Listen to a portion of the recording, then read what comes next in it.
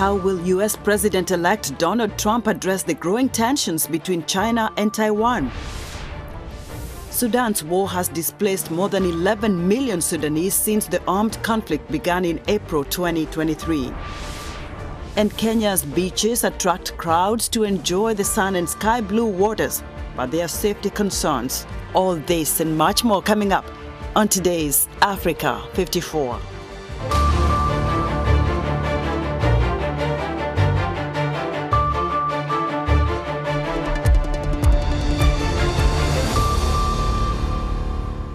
Palestinian medics say an Israeli airstrike early Thursday killed 5 journalists in the Nuseirat camp in central Gaza.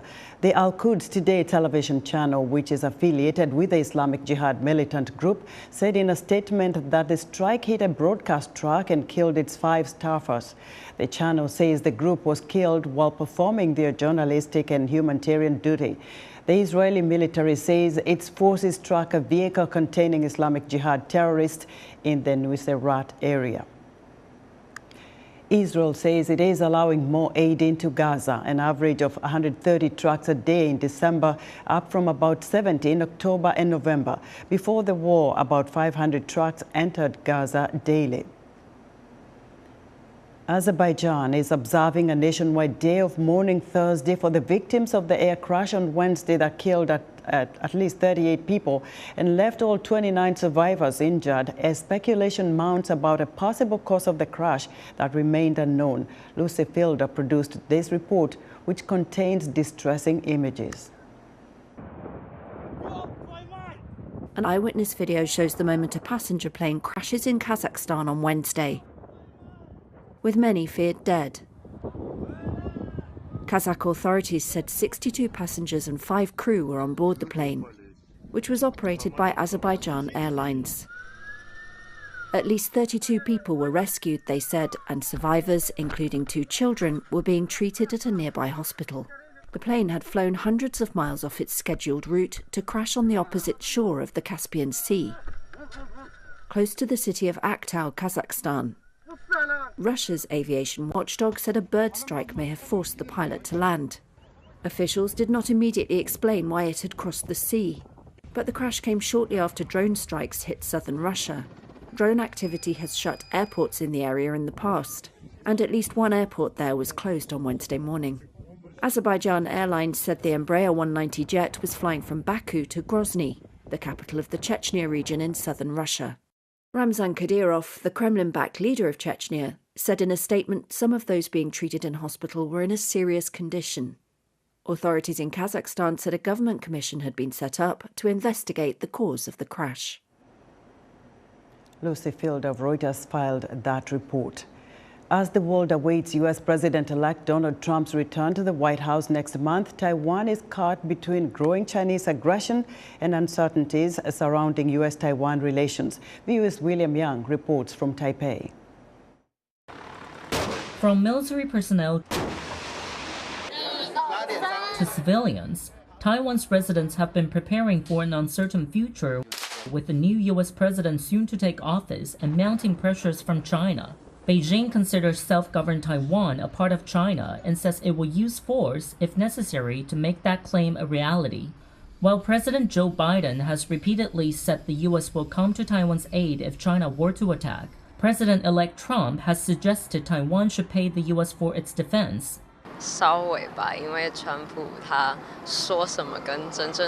I'm a bit worried because it's hard to tell what Trump is saying, what he's actually doing, and what he's doing behind the scenes, things that we can't see. He's always acted in his own interest and the interest of the United States. While Trump has picked prominent China hardliner Marco Rubio and Michael Waltz as potential cabinet nominees, his comments on Taiwan have been vague. Here's Trump's response in July 2023 in an interview with Fox News. I don't want to say what I'm thinking. You know, if I answer that question, it'll put me in a very bad negotiating position. We don't know at this point if he means it when he wants to return the United States to a more isolationist position. China's position is clear from this November 7th press conference. China firmly opposes any form of official interaction between the United States and Taiwan.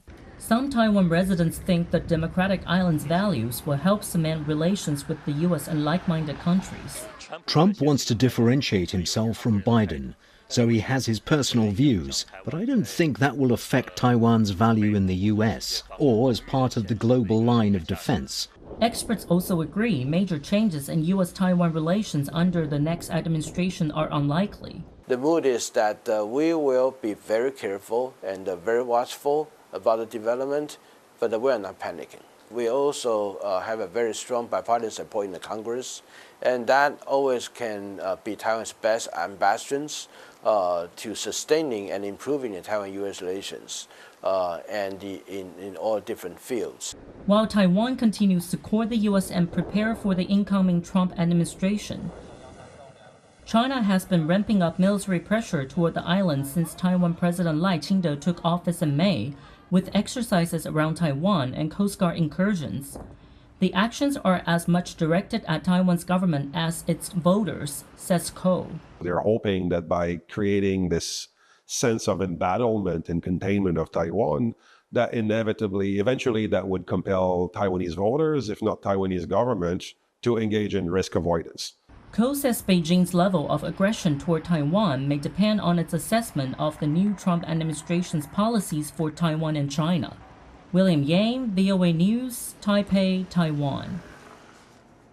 Many Africans are eager to know how U.S. Africa relations will look during the second term of President-elect Donald Trump. There's uncertainty over the economic and political engagements with the continent, which some consider of low priority to the United States. For more on what Africa can expect during Donald Trump's second term, I'm joined live from Philadelphia, Pennsylvania by Joseph Slavic, a Republican strategic analyst. Mr. Slavic, welcome again to Africa 54. Let's go straight to it. You have served at the White House during the first administration of Bush as a policy analyst in the National Security Council and also at the Office of Policy Development. How can the incoming Trump administration deepen ties with the continent on economic and security issues that actually top the concerns of most African countries? Merry Christmas, Esther. How are you? Good to see you. Great to see you, too. Yeah, it'll be very interesting. I think leadership will play a major role for President Trump on the continent. As you know, there's a G20 being held in South Africa next summer. I think during this period, there will be some clarification from President Trump as to what the economic tangibles are, as to what security requirements are. I think issues like LGBT that have impacted Uganda and other countries of such sorts will obviously be removed, and a lot of those sanctions will be reversed. But I do think that they're going to be looking at critical strategic minerals, oil, economic development, and mostly tangibles, to say the least. Joe, the African Growth and Opportunity Act, AGOA, in short, the renewal for that AGOA is actually up in 2025. And the question we hear from Africans is, will President-elect Donald Trump have this renewed so that we can continue that partnership where the U.S. and Africa, share goods and services? Yeah, I think there's kind of a misnomer as to what happened to AGOA. If you really look at what happened to AGOA under the, Biden administration and quasi-Republican Congress, the failure this time around for AGOA was that there was not a clean bill sent. So Catherine Tai, who was his current trade rep for President Biden, they sent an AGOA bill that was amended with a lot of labor requirements and labor regulations. And this is why the bill was rejected.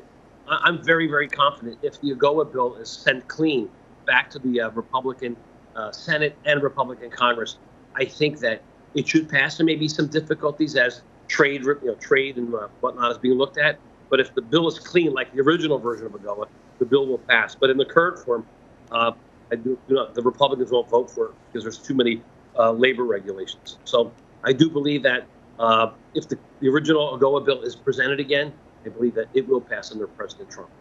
Well, now, what kind of partnership should Africa expect during President-elect Donald Trump's second term? And is he likely to visit the continent? Which country of Africa will he probably visit first and maybe go even on safari? That's a great point. I know Don Jr., his son, likes to go to Africa a good bit, holiday and do safari and hunting. Look, I think if all goes well, President Trump should attend G20. Now, of course, the South African government has made some kind of egregious statements. There has been probably an over-friendliness towards Russia vis-a-vis South Africa, and the new South African ambassador probably had some pretty harsh words to say about President Trump. But that being said, I think President Trump visits South Africa during the G20 this summer, and possibly after G20 he may stop in the summer.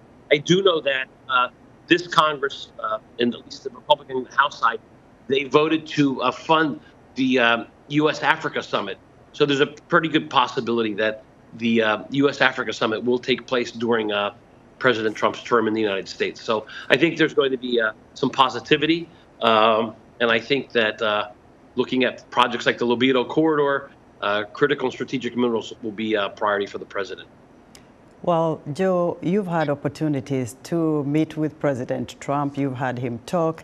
And I'm curious, like many Africans, what his view of the continent is. Does he share some sort of highlight about Africa or anything that you can tell us about? Yeah, no, I think President Trump is very fond of Africa. I know that in his first term, he had very good relationship with Uhuru Kenyatta, the president of Kenya. They actually had a very personal liking. As you know, with President Trump, it's all an issue of personality and personal relationships. And I think for the African leaders that are willing to be bold and confident and to be forthright with President Trump, I think there's going to be a lot of traction. So I think for those presidents on the continent who are prepared to be honest and bold and forthright with the president, I think if there's good chemistry, I think a lot can be done. Mr. Slavik, thank you so much for your insight. Thank you, Esther, and Happy New Year. Happy New Year to you too. Joseph Slavik is a Republican strategic analyst, and he's written extensively on Africa. The total population of internally displaced people from Sudan's war now exceeds 11 million, with nearly 9 million displaced since the outbreak of the conflict in April 2023, according to the latest report from the International Organization for Migration. The majority of the displaced are from the state of Khartoum and Darfur in the western Sudan. The displaced Sudanese are scattered in 18 states across the country, and 52% of them are minors, according to the report. The report also says the conflict in Sudan caused about 3.3 million Sudanese to take refuge in neighboring countries. Over 80,000 people have sought safety in South Sudan following the escalation of fighting in Sudan's White Nile, Sennar, and Blue Nile states, according to the UN Refugee Agency. Smallholder maize farmers in 6 South African provinces are using homegrown digital technology normally available only to commercial farmers to get the most out of their fields. Marisa de Klerk reports from South Africa. Advances in agriculture technology have helped commercial farmers boost their yields worldwide. But affordability and accessibility issues often mean smaller farmers don't have access to the same tech. To bridge this gap, South Africa's Council for Scientific and Industrial Research, or CSIR, is developing a web-based system tailored for small farmers. It's called the Precision Agriculture Information System, or PIAS. Moses Che is the project's lead scientist. He says the platform works in local languages and uses artificial intelligence to analyze data that can help farmers make their fields more productive. We have adapted soil pH, soil organic content, soil nitrogen content or information that no other system has gone down to that level to generate such information. Data is collected with drones and other equipment and is then compared to satellite images to help farmers optimize growing conditions. According to the CSIR, the system could increase farmers' yields by up to 20%. Stefan Janse van Rensburg is a digital farming expert with Bayer Crop Science, which was not part of the CSIR project. He says teaching farmers how to analyze the data is one of the challenges. It needs to be affordable for farmers to be adapted. The second one is the educational part. Farmers need to be educated and trained and upskilled how to use the products, the best products, effectively. Northwest of Johannesburg, aspiring commercial farmer Wandile Sikosana is still at the wow stage, but says learning about the current pious' capabilities and how it can benefit his maize yields hasn't proven too difficult. They say that they can check the moisture in the soil, via satellite. It's like, wow. Yeah, no, I understand what it tells me, and it's not that difficult to use, I must say. For somebody who was born before technology, I can find my way around. As Sikosana and his team rush to plant the last seeds of the season, he says he is hoping to use the pious data to help him choose the right fertilizer for better yields next year. Marisa de Klerk, VOA News, Magaliesburg District, South Africa. We're excited to hear what you think about Africa 54 and all our VOA Africa programs on our website at voaafrica.com. Still to come, subway art in America's largest city invites people to share their thoughts and feelings. We'll be right back.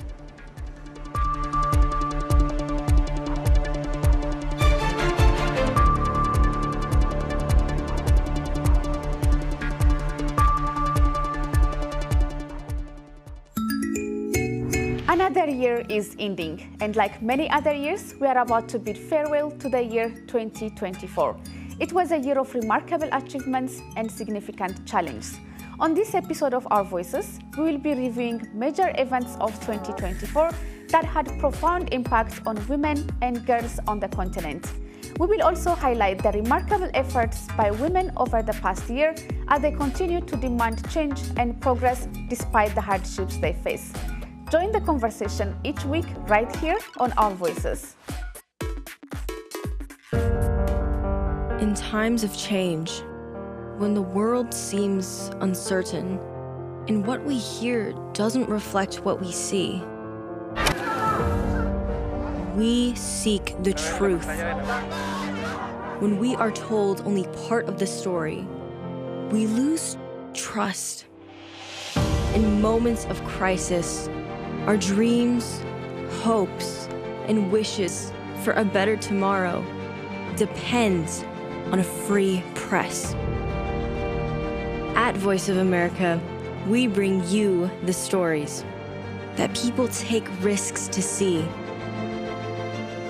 We connect the world and unite it with truth. At Voice of America, we show you the whole picture.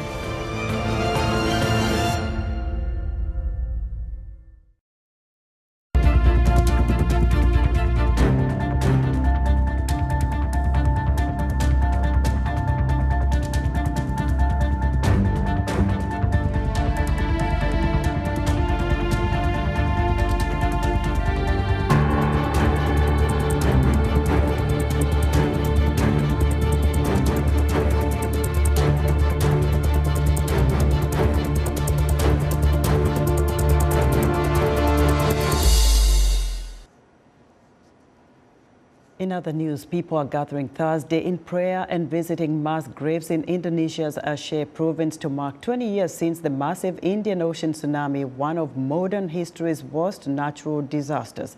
A powerful 9.1 magnitude earthquake off the coast of the Indonesian island of Sumatra on December 26, 2004, triggered a tsunami that killed around 230,000 people across a dozen countries, reaching as far as East Africa.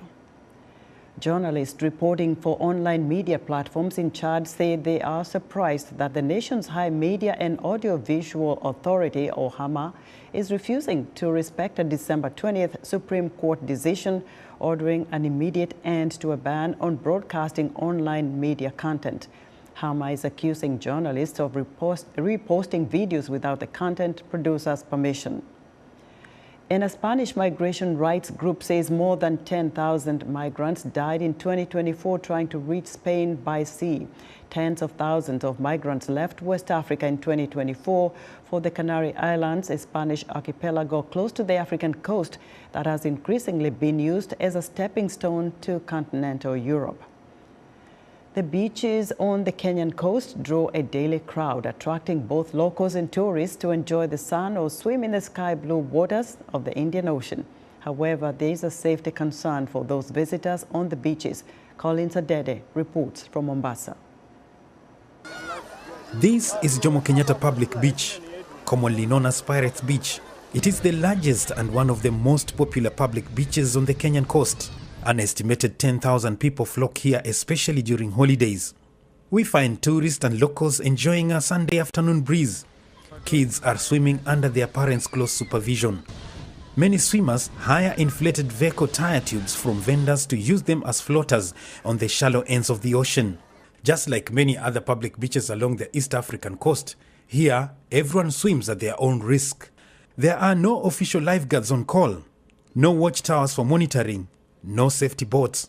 For a long time, stakeholders in the tourism sector have accused the Kenyan government of not implementing safety measures along the beaches. One of the things that we are looking at in the coast is the ratio of the security and the people in charge of safety to the numbers that are going into the ocean. So there is no parity. We need to increase the numbers of the people, the safety handlers.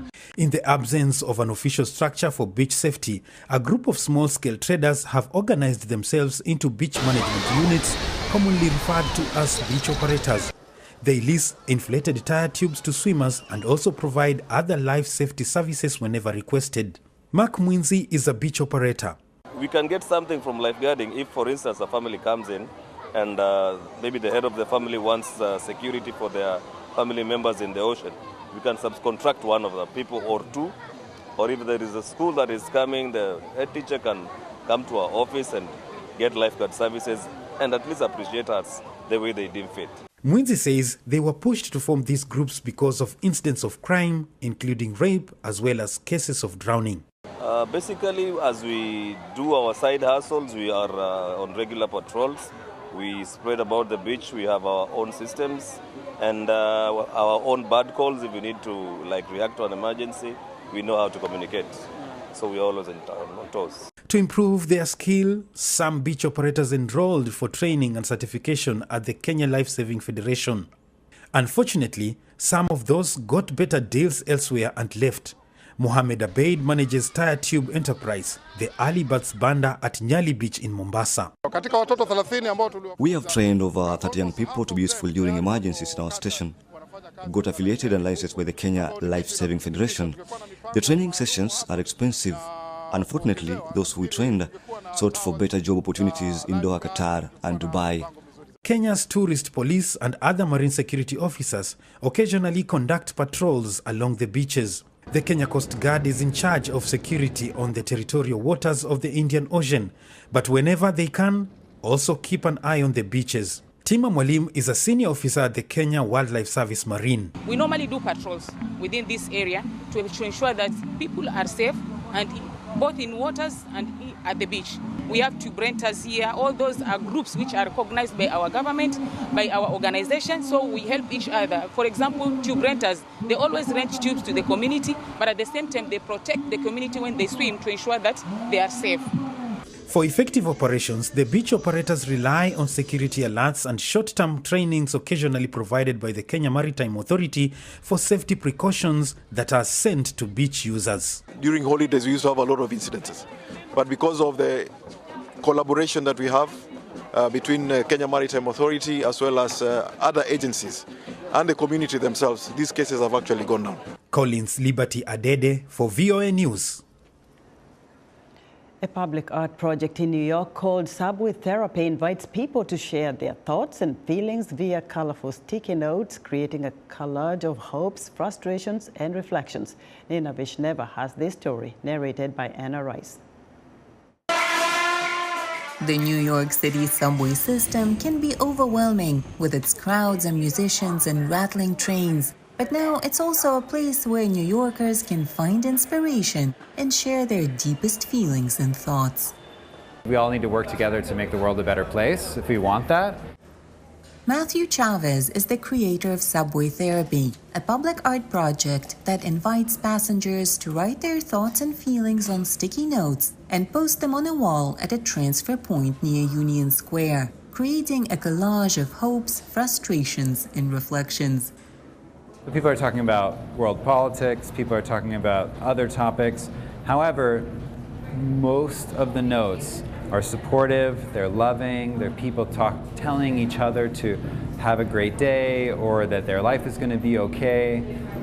They also talk a lot about what people are experiencing right now in terms of someone just losing their job or someone about to have a baby or get married. I think writing is a very, very good thing for people. This is not the first time Chavez has organized a subway therapy session. After the presidential elections of 2016, he went to a subway transfer point and started chatting with strangers. Because so many people wanted to talk, Chavez resorted to pen and sticky notes. Public reaction has been positive. It's one of those things, it's one of these things, just like really, brings people together. We can like share their thoughts anonymously. At the same time, it's kind of like, we always know, there are a lot of people out there that feel the same way that you feel. I just got laid off, and I'm actually not worried. I'm excited to pursue my art and open up a tea house with my partner. Thinking about my book and this surprise I am going to that I don't know about. Chavez collaborates with therapist Dina Ismail in running a program called Listening Lab, which encourages community discourse. Ismail noted the wide variety of topics people post about for the Subway Therapy project. If you come across here, you'll see things about the election. You'll see things about world issues, whether it goes from Israel-Palestine to Ukraine-Russia, to climate justice, or talking about a viral hippopotamus that has gone all over the internet, right? And so it's a wide range, it's whatever is on people's minds. Subway Therapy caught the eye of famous urban sketcher Kathy Galata, who made a small drawing of the wall. It's a little challenging because I'm standing up, I'm not sitting, and I've got people passing by and trying to catch their train and jostling, but this is just such a wonderful installation. Country's very divisive right now, and it's a time when we need something like this to get out our feelings and be with others. Chavez says that the thousands of notes his project has collected so far will be passed on to the New York Historical Society. For Nina Vishneva in New York, Anna Rice, VOA News. And that's our show for today. Be sure to watch Africa 54 on our website at voaafrica.com. From all of us here in Washington, thanks for watching.